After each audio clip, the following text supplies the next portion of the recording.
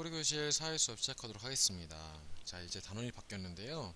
일단은 살기 전 우리 국토에서는 우리 국토의 모습과 영역, 그리고 지형과 기후의 특징, 그리고 인구 분포의 특징, 그로 인해 생기는 문제점들에 대해서 알아봤습니다.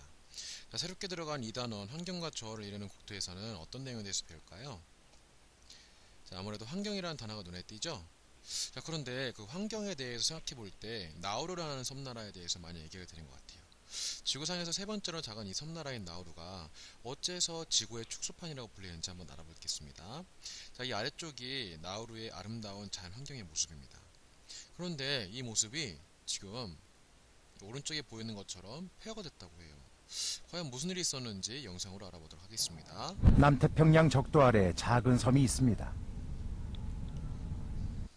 우리나라 여의도의 2배 반 크기의 섬엔 곳곳에 버려져 있는 낡은 자동차들이 즐비합니다. 나우루의 전체 인구는 1만 2천 명. 그런데 곳곳에서 만나는 나우루인들 열의 9은 모두 비만입니다.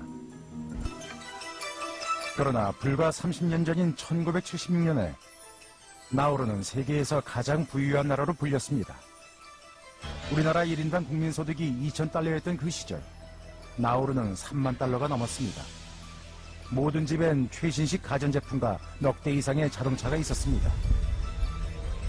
남태평양의 작은 섬이 세계 최고의 부자 나라가 된 건 섬이 가지고 있던 자원, 인광석 덕분이었습니다.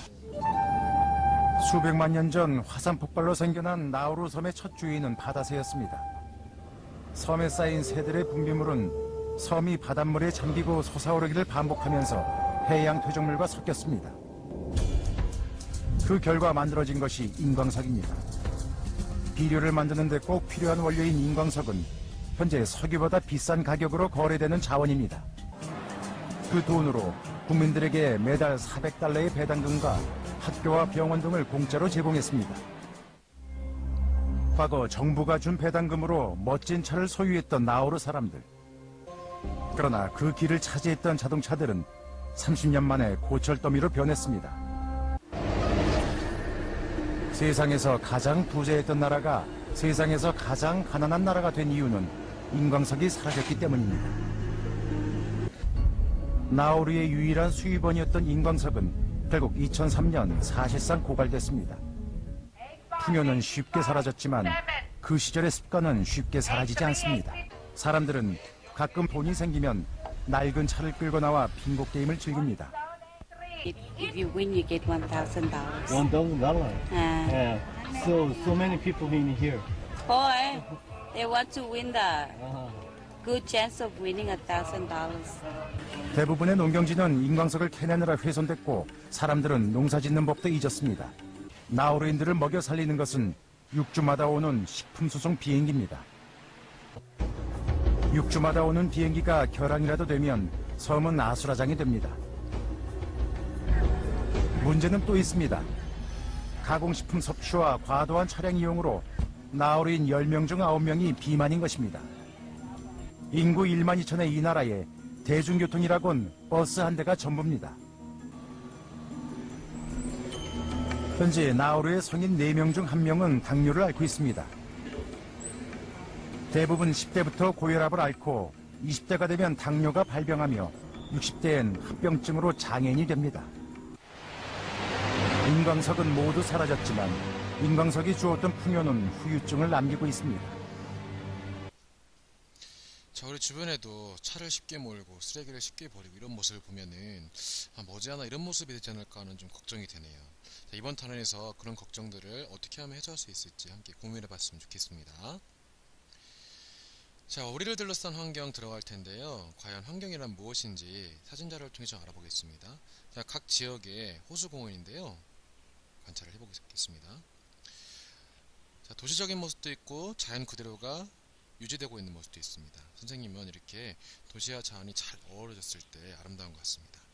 근데 여러분들, 이번 탄원에서 환경이라는 말을 많이 쓰는데 여러분들 환경이 어떤 뜻인지 좀 생각을 해봤어요? 일상생활에서 많이 쓰이다 보니까 그 뜻은 조금 애매한 것 같습니다.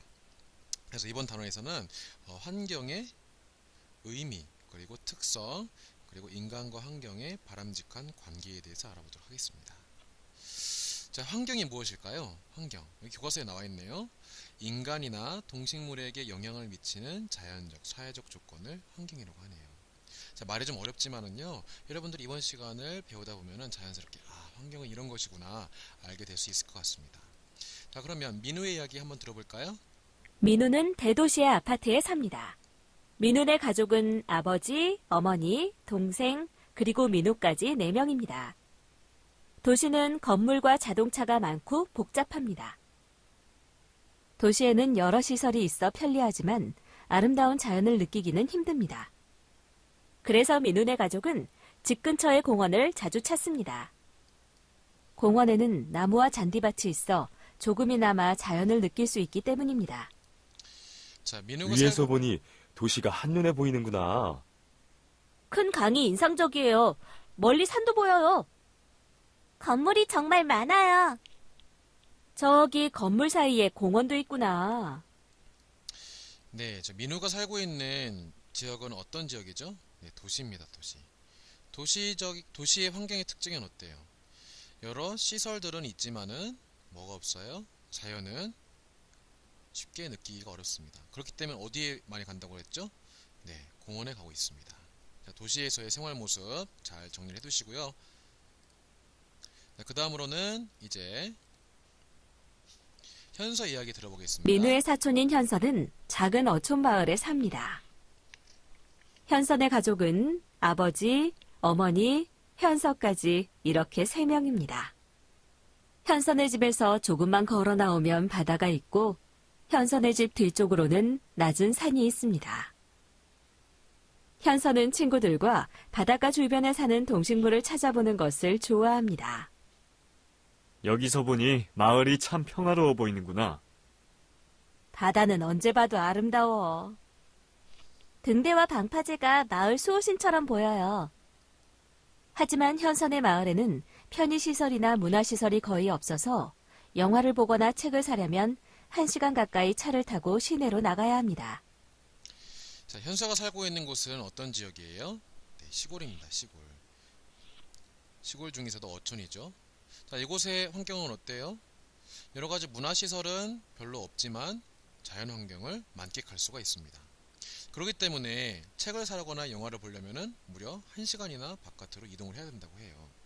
자, 만약 여기에 인구가 많이 들어온다면 어떻게 되겠어요? 시설이 여기에 생기고 또 생활도 좀 더 편리해질 수가 있겠죠. 자, 시골과 도시의 생활 비교를 해봤는데요. 이처럼 우리는 환경에 영향을 받기도 하고 영향을 또 미치기도 하겠죠. 자, 그러면 이 자연환경의 영향 다시 한번 알아볼 텐데요. 우리 자연환경을 구성하고 있는 존재는 우리 인간뿐만이 아닙니다. 자연환경 여러가지 동식물, 인간이 있고요. 또 무생물들도 자연의 일부분이라고 합니다. 그럼 이것들이 어떠한 영향을 미치는지 한번 알아볼게요. 자, 인간과 나무입니다. 나무는 산소를 내뿜기 때문에 인간은 숨을 쉴 수가 있겠죠. 그리고 나무는 인간이 내뿜는 이산화탄소로 광합성을 합니다. 자, 물고기와 물은 어떨까요? 물고기는 풀로부터 숨을 곳을 제공받고요. 또 풀은 깨끗하게 물을 만들어줍니다. 뗄 수 없는 관계겠죠. 여기 하천 주변의 풀과 물은 어떤가요? 풀은 물을 깨끗하게 해주고요. 풀은 이 하천의 물 덕분에 살 수가 있겠죠. 자, 둥근 돌, 생명이 없지만은 역시 물과 관계를 맺고 있습니다. 흐르는 물은 돌을 둥글게 만들고요. 돌은 물의 속도를 적당하게 바꿔주겠죠. 자, 정리를 해보자면 이 환경은 어떻죠? 인간과 환경은 서로 영향을 주고받는 관계입니다. 그렇기 때문에 우리는 무엇을 이루어야 돼요? 조화를 이루어야 됩니다. 자, 우리의 삶이 과연 환경과 조화를 이루는 것인지 한 번쯤 생각해 봤으면 좋겠습니다. 자, 다음으로 이제 환경의 특징에 대해서 좀 알아보도록 할 텐데요. 그 첫 번째는 바로 황사입니다. 현재 황사특보가 발효 중입니다. 황사가 심하네. 엄마! 학교 다녀왔습니다! 잘 갔다 왔어? 오늘 황사 왔잖아. 우선 손부터 씻자. 오빠, 빨리 손 씻고 간식 먹자. 근데 황사? 황사 그게 뭐지? 중국과 몽골의 사막지대에서 발생하는 황사는 정밀 전자산업과 항공기 운행 등에 피해를 끼치고 호흡기 질환을 일으킬 수 있습니다. 황사 발생 인수는 매년 늘어나고 있으며 봄뿐만 아니라 가을과 겨울에도 나타납니다. 황사가 발생하면 노약자는 외출을 자제하고 긴팔옷과 마스크를 착용합니다. 외출 후에는 손발을 씻고 문과 창문은 꼭 닫아 실내 공기를 쾌적하게 유지합니다. 자, 황사에 대해서 알아봤는데요. 이 황사는 무엇 때문에 생겼다고 나타내고 있죠? 네, 바로 사막 때문에 생긴 겁니다. 물론 이 사막은 원래부터 존재하기도 했지만은 인간의 각종 개발로 인해서 점점 더 많이 사막이 생긴다고 해요. 그래서 개발을 조절해야 되고 또 가능하면 나무도 많이 심는 게 좋을 것 같습니다. 자, 이렇게 파괴된 것으로 인해서 인간이 영향을 받는 점이 있다면 또 반대의 경우도 있습니다. 자, 태화강의 제첩은 울산 태화강의 명물인데요. 수질 오염으로 사라졌던 제첩이 올해 다시 돌아왔습니다. 박대기 기자가 취재했습니다. 산업도시 울산을 가로지르는 태화강.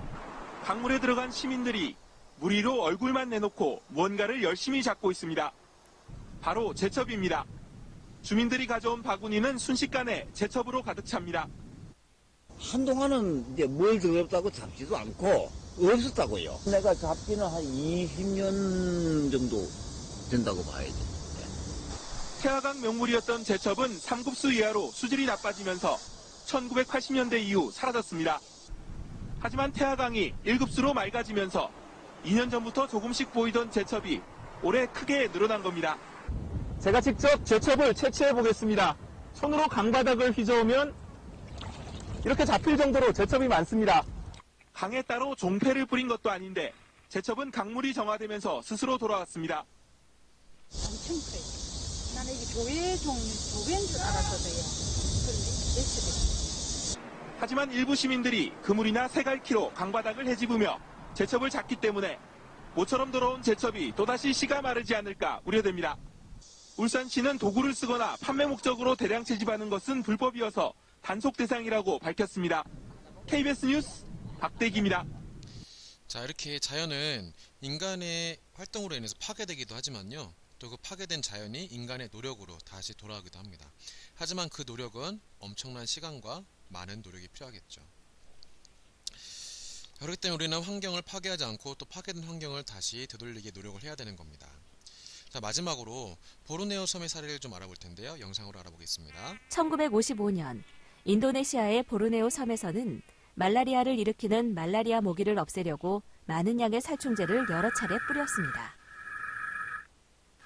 그 결과 모기를 없애는 데는 성공하였지만 모기보다 몸집이 큰 바퀴벌레는 살충제를 흡수하였을 뿐 죽지 않았습니다.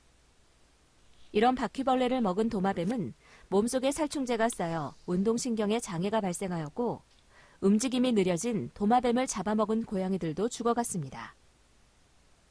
고양이가 없어진 마을에는 쥐가 빠르게 증가하면서 말라리아보다 더 무서운 전염병이 돌기 시작하였습니다. 이 문제를 해결하려면 고양이의 수를 다시 늘려야만 하였습니다. 이 지역은 교통이 매우 불편한 오지였기 때문에 마을 사람들은 영국 공군의 도움을 받기로 하였습니다. 영국 공군은 낙하산에 고양이를 매달아 내려보냈습니다. 이 작전으로 보르네오 섬에서 쥐가 급격하게 느는 것을 어느 정도 막아낼 수 있었습니다. 자, 제일 처음에 말라리아를 없애기 위해서 모기를 잡기 위해 살충제를 뿌렸습니다. 그렇지만 말라리아는 없었겠죠. 하지만 그 바퀴벌레가 살충제의 영향을 받아서 그 바퀴벌레 먹은 도마뱀이 운동신경에 장애가 발생했대요. 그러다 보니까 그 도마뱀을 쉽게 고양이가 잡아먹게 됐는데요. 그 고양이 역시 살충제 영향으로 점점 죽어갔겠죠. 고양이가 죽으니까 고양이가 잡아먹은 쥐가 많이 늘어났겠죠. 쥐로 인해서 말라리아보다 더 무서운 전염병이 생겼어요. 그래서 이 고양이를 다시 낙하산에 매달아서 원래대로 돌려보냈죠. 그래서 쥐가 느는 것을 어느 정도 막을 수 있었습니다. 이렇게 환경은 연결고리가 매우 복잡하기 때문에 어느 한쪽이 파괴되면 문제가 생기기 마련입니다. 그렇기 때문에 인간이 섣불리 환경을 파괴하고 어느 한 부분을 없애려고 한다면 그 효과는 다시 인간에게 돌아올 겁니다. 자, 공익광고가 있는데요. 좀 기발한 것 같아요. 이 첫 번째 공익광고는 어떤 걸 나타내는 것 같죠? 네, 종이가 한 장이 아니라 뒤까지 쓰면은 2장이 된다는 얘기고요. 이 오른쪽 공익 광고는 아이스크림과 이 산을 연결을 시킨 것 같아요. 그래서 아이스크림을 베어 먹으면 산이 베어지는 거랑 똑같은 그런 상황을 만들어냈는데요. 다 먹으면 아이스크림을 또 살 수 있지만 산은 살 수가 있나요? 여러분들 학교 올 때 그 다람쥐 숲 있는 쪽 한번 봤나요? 그쪽에 산불이 생겨서 아직까지 회색빛이 돌고 있습니다. 자, 이처럼 환경에 대한 의미 그리고 특징 이번 시간에 알아봤는데요. 동영상을 보다 보니까 좀 내용이 길었네요. 하지만 여러분들 잘 봤으리라고 믿습니다.